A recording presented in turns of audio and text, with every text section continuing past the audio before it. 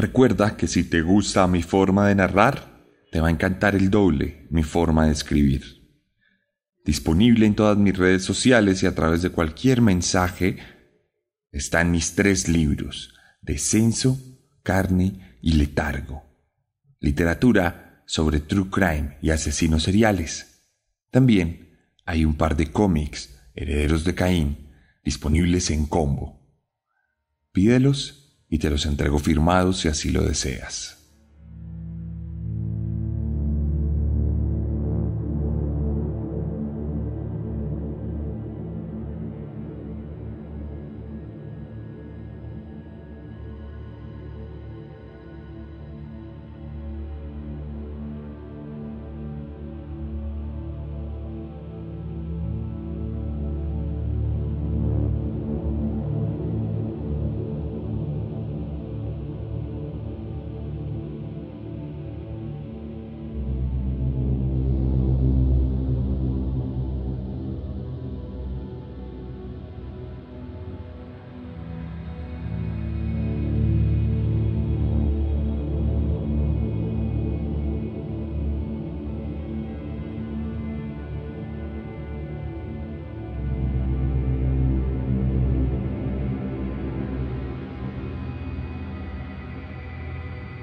La discriminación es un tema primordial en la agenda social de hoy en día. Décadas atrás, era perfectamente normal odiar al diferente, separarlo de las comunidades y condenarlo por sus prácticas inaceptables. Hoy en día, sin embargo, y por lo menos en el mundo más civilizado, es mucho menos común que encontremos prácticas naturalizadas y legalizadas de discriminación. Aunque esto no ha impedido que sigan existiendo grupos minoritarios de segregadores y violentos, lo cierto es que los estados del mundo occidental, en la actualidad, suelen implementar leyes que por lo menos sobre el papel buscan proteger a grupos históricamente segregados y discriminados como las minorías étnicas, las poblaciones vulnerables o los grupos LGTBIQ+. Está claro que hoy en día no nos permitimos discriminar porque sabemos lo mal que está y la violencia que genera. Se nos condena justamente cuando nos burlamos de cualquier minoría y aunque existe incomodidad con lo que hoy se denomina como corrección política, la verdad es que estos nuevos discursos diversos no son más que la consolidación de la rebeldía de las nuevas generaciones frente a lo que siempre fue correcto políticamente, como el catolicismo, la raza blanca gobernante y el clasismo recalcitrante que sigue dominando a los más conservadores de la sociedad. Hay muchas formas de combatir la discriminación. Unas son más revulsivas que otras. Unas son más aceptables que otras. Pero hay otras que son auténticamente violentas y no obedecen a un discurso particular, sino más bien a un impulso de odio y de maldad incontrolable. ¿Qué pasa cuando luchamos la discriminación de la peor forma posible? ¿Qué pasa cuando el discriminado se vuelve victimario? Bienvenidos y bienvenidas a la 31ª entrega de la 3ª temporada de Serialmente, capítulo 106, un podcast con contenido muy gráfico.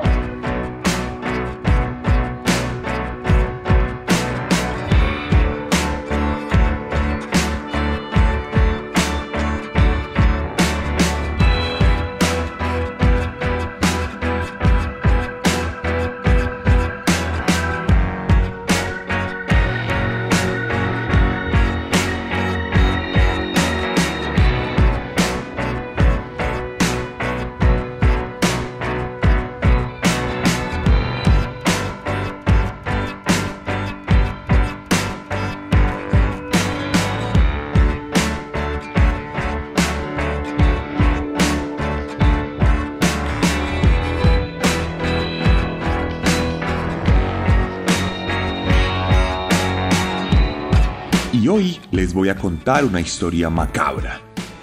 Una historia que involucra nuestra naturaleza latinoamericana, con todas sus particularidades sociales, pero además que tiene un componente ancestral de nuestros pueblos nativos. Hoy les voy a contar la historia de no uno, sino de 4 asesinos que se unieron por la vida y por los designios malvados de las fuerzas siniestras que nos dominan. Hoy les voy a contar la historia de Eusebio, Adelaido, Leonardo y Basilio. Los Huipas.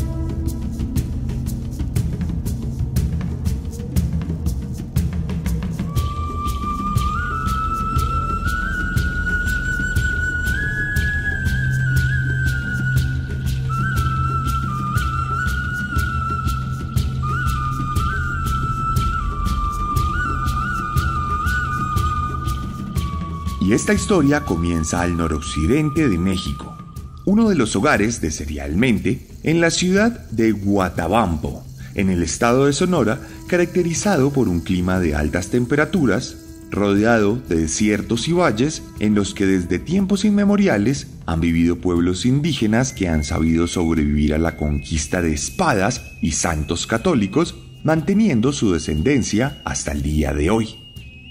Uno de estos grupos es el pueblo mayo, quien a través de la resistencia logró mantener sus costumbres y su propia hegemonía a la par de la del Estado mexicano, que terminó respetando sus costumbres y sus fiestas, que curiosamente supieron combinarse con las tradiciones religiosas del catolicismo, formando un sincretismo digno de estudios y representaciones artísticas. El pueblo mayo es reconocido con respeto y solemnidad en la sociedad mexicana.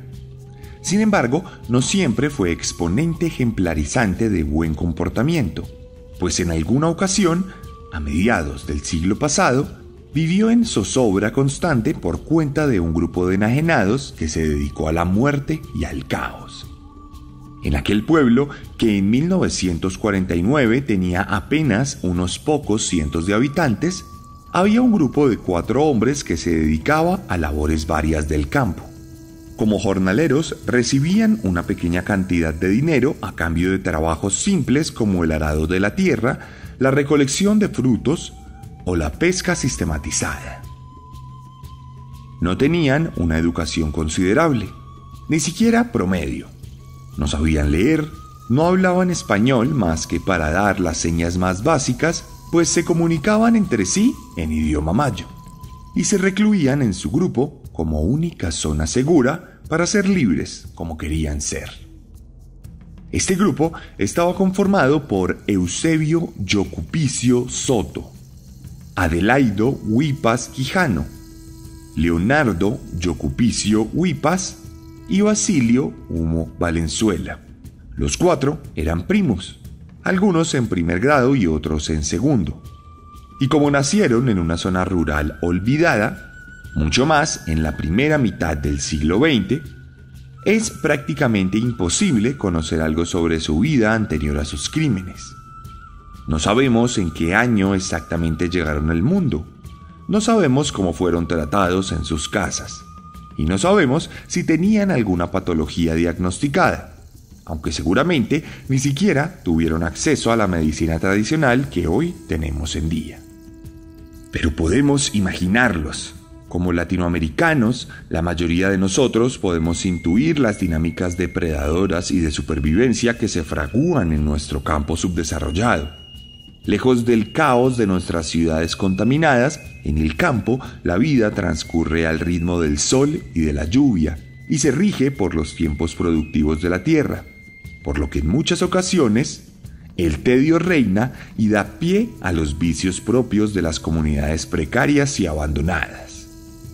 Por eso, cuando el campo no les daba vida, los huipas la rebuscaban en las grietas de la sociedad en la que vivían. Los jóvenes cazaban, ponían trampas en las carreteras y cosechaban árboles solitarios en medio del desierto. lo que les permitía reunir algo de dinero para gastarlo sagradamente en la cantina del pueblo, donde se emborrachaban para olvidar el azar miserable de un dios que había decidido ponerlos en medio de la nada.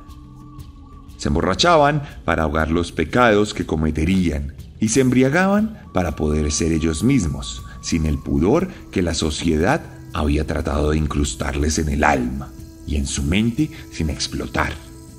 En muchas ocasiones, los vecinos eran testigos de las disputas que el grupo de primos tenía a las afueras de los bares, pues en muchas ocasiones se golpeaban entre sí para drenar el alcohol de su sangre y para calmar el ímpetu que los dominaba en el día a día.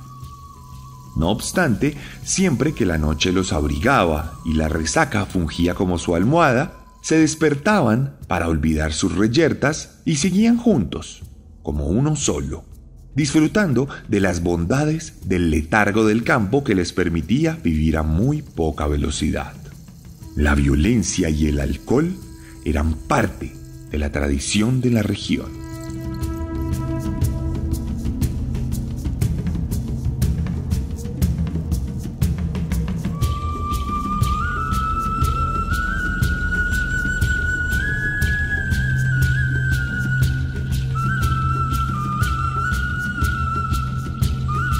Por otro lado, había otra tradición completamente arraigada en el pueblo olvidado al sur de Sonora: la homofobia.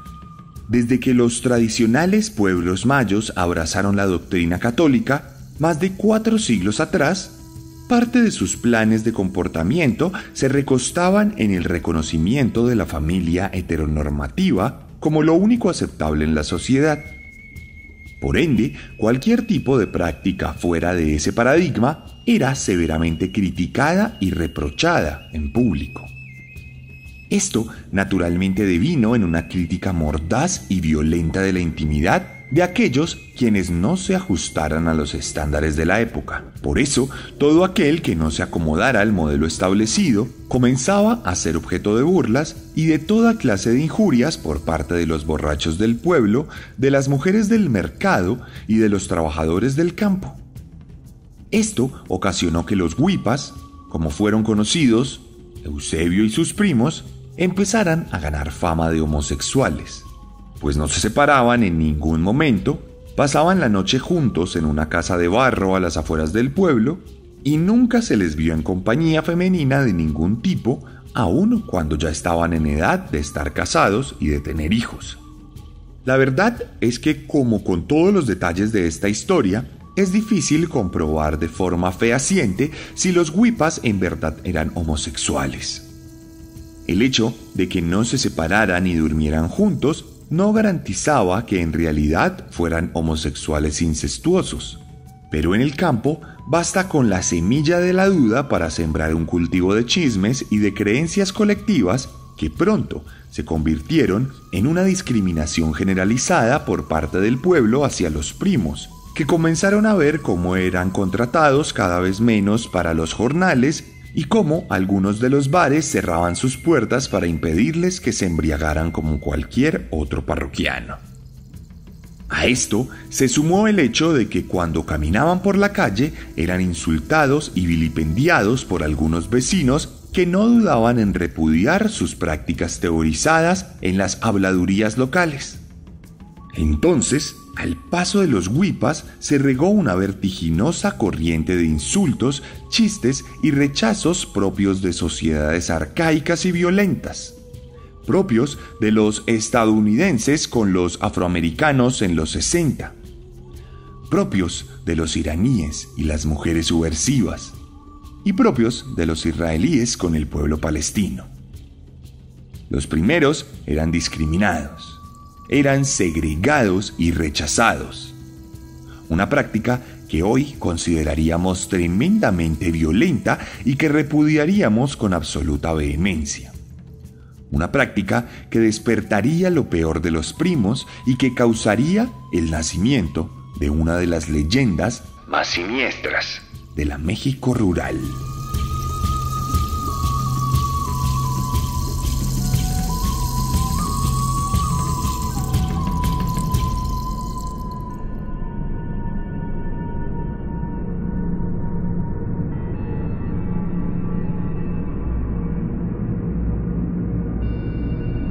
A la actitud apática y huraña de los huipas, pronto se le comenzó a sumar una hostilidad particular. Cada vez que recibían algún chiste o un insulto, lo respondían con uno más agresivo. Se les dejó ver en los cultivos y ya no eran parte de los jornales de los anacrónicos señores feudales que gobernaban aquella sociedad olvidada por Dios. Vivían del rebusque más silvestre que se pueda imaginar y apenas se limitaban a interactuar con algunas personas en situaciones circunstanciales de mucho beneficio. Esto, además, coincidió con una serie de desapariciones que pasaron desapercibidas en el pueblo, por tratarse de un lugar habitado por don nadies, que no eran relevantes para ninguna autoridad. Hombres y mujeres comenzaron a esfumarse de sus hogares, 1, 2, 3, 4, en pocos meses. Era 1949 y la policía no tenía ninguna autoridad sobre las tierras del pueblo mayo, más que cuando éste les pedía asistencia de forma explícita. Por eso no se adelantó ninguna investigación sobre las desapariciones y el dolor era exclusivo de los familiares silenciosos que no eran escuchados por nadie, pues todos estaban obnubilados en su propia supervivencia rural. Entre mediados de 1949 y principios de 1950, alrededor de 7 hombres y 3 mujeres desaparecieron en las inmediaciones del pueblo de los huipas. Todos tenían algo en común, y es que la última vez que habían sido vistos con vida siempre fue en compañía de uno de los primos. Bien sea porque se lo cruzaron en uno de los caminos rurales, o porque una cantina abrió una de sus puertas a pesar del chismerío, o porque alguien les dio un trabajo ocasional en algún jornal, a pesar de que ya no era muy común. Sin embargo, y por pequeño que fuese el pueblo, los testigos nunca hablaron entre sí, y nadie se interesó en preguntar, por lo que nadie cotejó la relación entre los desaparecidos y nadie se fijó en ese patrón siniestro que conducía a esa casa de barro, donde nadie se acercaba para evitar las prácticas sexuales impías que tanto repudiaban los buenos cristianos. Entonces, sobre los huipas comenzó a gestarse una leyenda silenciosa que los relacionaba con el sexo, la desaparición y la ignominia. Nadie se animaba a ir a la casa de Eusebio. En medio de los matorrales se erigía como un monumento al abandono, al misterio y a la precariedad. Dicen que un árbol no cae en la selva si nadie lo ha escuchado caer. Y exactamente eso es lo que pasó con las víctimas de los huipas, de cuyo destino nunca se supo nada durante esos meses de incertidumbre en los que desaparecieron sin que nadie acotara su destino y sin que nadie se preguntara de forma concienzuda sobre su paradero. No obstante, a principios de abril de 1950, alguien escucharía caer el árbol en la selva por primera vez.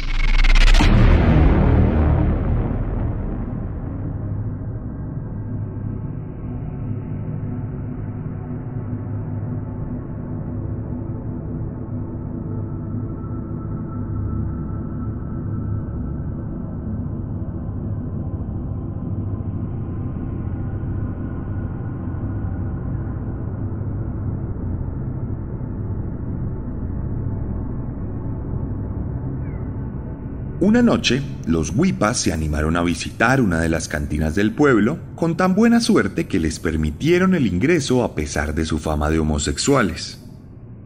Los 4, contentos, juntos y felices, disfrutaron de una velada de licor fermentado que los embriagó lentamente.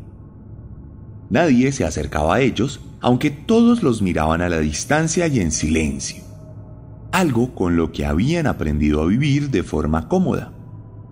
Pero el silencio fue desgarrado por Vicente Butinea, el hijo de uno de los hombres más respetados del pueblo, don Felipe Butinea, quien se dedicaba a comerciar todo tipo de enseres, por lo que era reconocido por los demás habitantes. Cuestión que Vicente, a la distancia y también obnubilado por el licor, Les gritó un insulto homofóbico que desató la risa de los demás clientes de la cantina. Los huipas se miraron entre sí y, sin responder al insulto, hablaron en silencio para determinar lo que harían.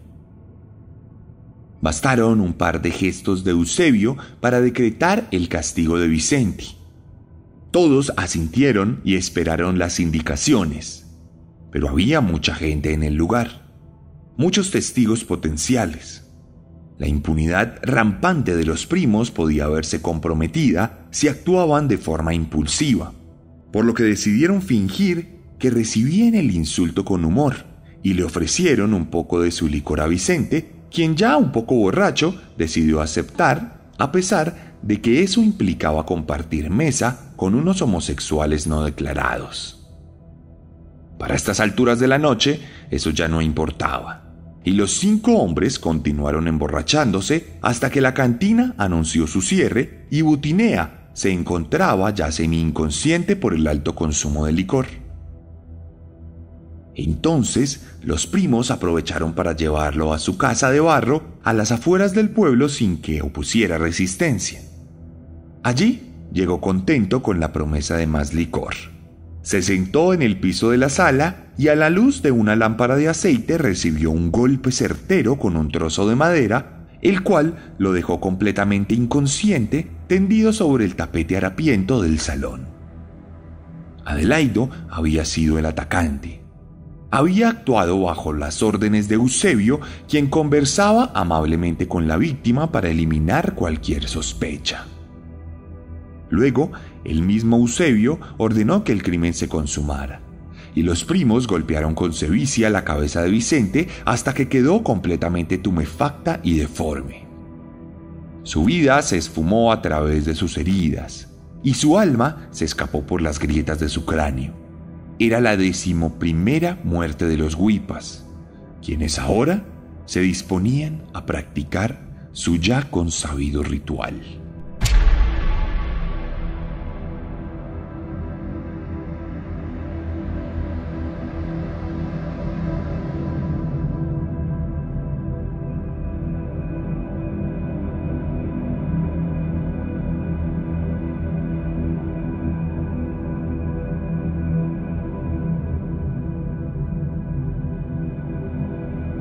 Los primos extendieron el cuerpo de Vicente y lo desnudaron a la luz de la linterna. Tomaron entonces una cuchilla de afeitar y de forma muy cuidadosa empezaron a desollarlo desde la parte superior de la pelvis hasta las rodillas. Lentamente, la piel fue separándose de los tejidos internos del cadáver, incluyendo los genitales completos que hacían parte de la capa de dermis que brillaba a la luz tenue del aceite que se consumía a la oscuridad de la madrugada. Cuando terminaron, los primos tenían en sus manos una gran capa de piel que rodeaba el pene y los testículos de su víctima, cercenados casi de forma quirúrgica. Para ellos no era nuevo. No era la primera vez que desollaban un cuerpo. No era la primera vez que se robaban los genitales de una persona y no era la primera vez que trabajaban con el trozo de piel para crear un amuleto siniestro que adornara su sala. Utilizando herramientas rústicas, cosieron la piel y la tensaron para formar una especie de trofeo sobre una base de madera que fungió como lienzo siniestro. Como si fueran artesanos experimentados, tomaron un trozo de madera y lo introdujeron por la parte trasera de la piel del pene, lo que les permitió simular una erección del miembro viril, la cual sirvió como característica particular del trofeo, que fue colgado a los ojos de los 4 primos, que abrieron otra botella de licor para celebrar. Mientras acentuaban su borrachera, entre los 4 abrieron una fosa en el patio de la casa. Envolvieron el cuerpo de Vicente en unas sábanas viejas y lo tiraron al hueco para enterrarlo con parsimonia y solemnidad psicópata. Acto seguido, se perdieron entre las fauces del umbral de su casa de barro para celebrar de forma íntima y secreta. El aceite de la lámpara se había consumido por completo.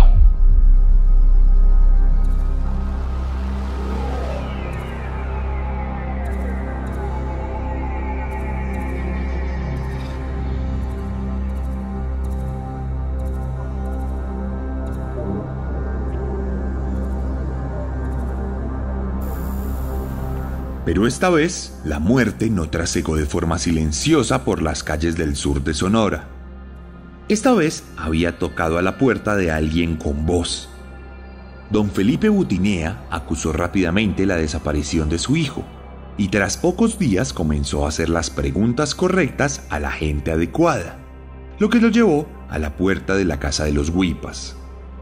Cauteloso, el comerciante no arreció con preguntas incriminatorias y se limitó a confirmar que los hombres se habían tomado unos tragos con su hijo. Ellos aceptaron lo que los testigos habían confirmado, pero negaron rotundamente que hubiesen compartido más tiempo con Vicente fuera de la cantina, afirmando que éste se había adentrado en el monte luego de despedirse de ellos. Pero Felipe no estaba conforme con la respuesta. Siguió haciendo preguntas en el pueblo, lo que lo llevó a enterarse de que otras personas habían desaparecido luego de encontrarse con los Huipas, por lo que sus sospechas se hicieron cada vez más manifiestas, lo que lo llevó a buscar confirmación de una forma pragmática acorde a la realidad particular de aquel México olvidado. Don Felipe Butinea viajó a un pueblo cercano y contrató los servicios de una bruja adivina muy reconocida por su efectividad. Tras un par de rezos y rituales, esta mujer le aseguró que su hijo estaba muerto y enterrado en la misma casa donde lo había ido a buscar. El hombre, descompuesto por la noticia, pero determinado a confirmar la verdad, volvió donde los Huipas y se encontró con el sombrero de su hijo en el alféizar de una de las ventanas de barro, por lo que para él era la confirmación suficiente de que su hijo había sucumbido bajo la mano de los primos incestuosos que tanto levantaban recelo en la comunidad del pueblo mayo. El señor Butinea mostró una compostura admirable, pues no se derrumbó frente a los Huipas, y mostró cordialidad absoluta para no levantar sospechas. Esto le permitió huir del hogar para poder buscar la ayuda de las autoridades indígenas, quienes escucharon la denuncia de un hombre respetado por la comunidad y no dudaron en acudir a la asistencia del ejército mexicano, compuesto en su mayoría por hombres blancos ajenos a los pueblos autóctonos de la región. Entonces, pocas horas después, a aquella casa de barro llegaría un gran contingente de hombres que inmovilizó a los primos sin que tuvieran mucha oportunidad de mostrar resistencia. Mientras esperaban afuera del recinto, algunos soldados se adentraron a la oscuridad de barro y con ayuda de sus linternas se percataron del horror que residía allí dentro. Lo primero que encontraron fue el extraño trofeo erguido en la pared: la piel de Vicente, su pene erecto para la eternidad sobre la madera y su piel tensada sobre un lienzo rígido, vaticinaron el inicio de una búsqueda que implicó la destrucción parcial de la casa para darle entrada a la luz que reveló aún más brutalidades.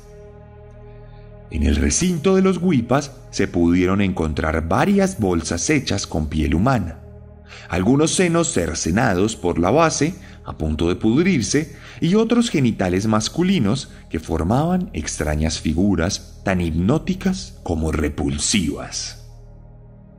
Aprovechando la conmoción, Eusebio trató de escapar, pero amarrado fue imposible que perdiera el rastro de sus perseguidores, que lo volvieron a capturar al lomo de un caballo. Pronto, todos los Huipas fueron llevados a la comisaría de los hombres blancos, donde guardaron silencio y se negaron a hablar con alguien que no fuera parte de su etnia. Esta negativa, sin embargo, significó poco para los soldados occidentalizados, acostumbrados a implementar la violencia como medio para encontrar sus objetivos en la maraña de los misterios. Entonces, tras una prolongadísima sesión de tortura, en la que los hombres sufrieron los peores vejámenes, una confesión salió a la luz. Los Huipas habían matado a 11 personas en las inmediaciones de su casa.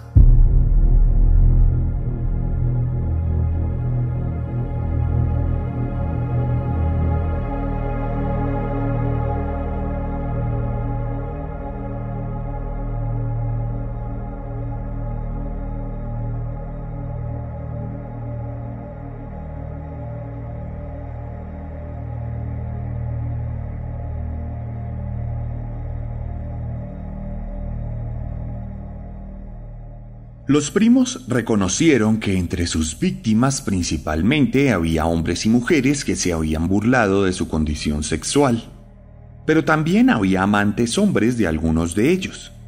De forma tácita, habían reconocido que los rumores sobre su orientación sexual eran ciertos, y que la ira y resentimiento por la discriminación sufrida eran el móvil principal de sus crímenes. Además, esta confesión vino acompañada de una serie de indicadores que permitieron que las autoridades supieran el destino de los demás asesinados. Los primos encadenados fueron llevados a su casa, donde fueron obligados a desenterrar los cuerpos de sus víctimas, lo que permitió confirmar todo lo que había pasado en silencio e impunidad. Los cadáveres se veían destrozados.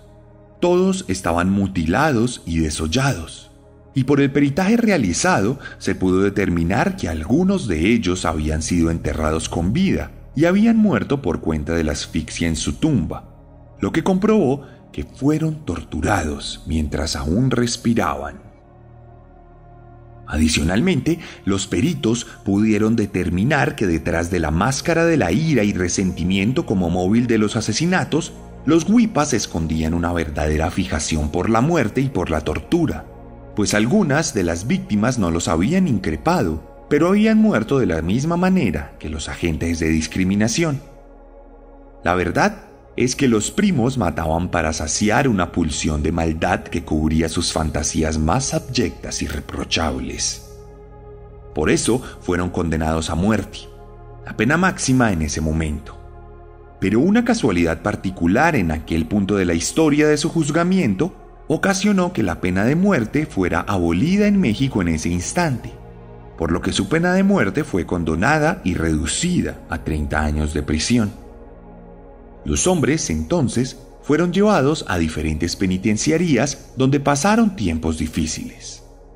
Dos de ellos, Eusebio y Basilio, murieron de tuberculosis tras las rejas, mientras que Adelaido y Leonardo cumplieron a cabalidad su condena y fueron liberados 30 años después, para que nunca más se supiera algo de ellos.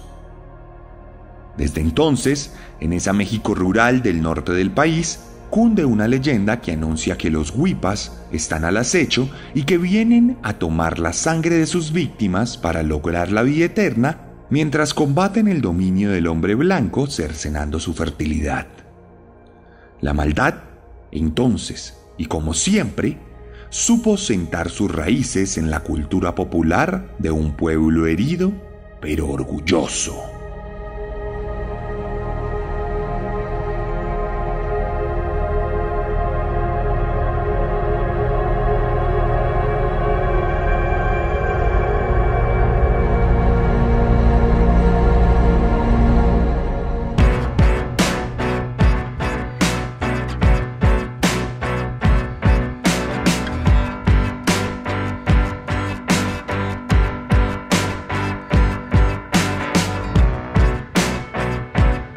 ¿Y ustedes qué opinan? ¿Cómo debemos combatir la discriminación? ¿Hasta qué punto la violencia como respuesta deja de ser justa para volverse una abominación? ¿Hasta qué punto hubieran aceptado una respuesta violenta por parte de los discriminados? ¿En qué momento los roles entre víctimas y victimarios se invierten para enloquecer a la brújula moral de la sociedad? Me gustaría leer sus respuestas en la publicación que haré sobre este capítulo en mi Instagram, @el_arracadas, o en la sección de comentarios de mi YouTube, si usted escuchó este programa en esa plataforma. Este fue el capítulo 106 de Serialmente. Recuerde que si le gustó este podcast, la mejor forma de apoyarlo es compartiéndolo y recomendándolo con sus conocidos, para que cada vez más sean los que nos escuchen y cada vez más sean miembros de la comunidad serial, y además puede leer mis libros ya recomendados al principio de este capítulo.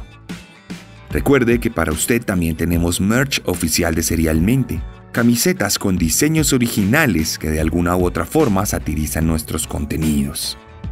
Estas camisetas Están también disponibles en chunchos.mx si usted está en México. Tenemos también para usted algunos pines y otros elementos. No duden en escribirnos y apoyarnos, pues esa es la mejor manera para que este podcast siga existiendo. No siendo más, nos despedimos de ustedes y nos escuchamos la próxima semana con un nuevo monstruo. Porque recuerden que siempre podemos ser peores.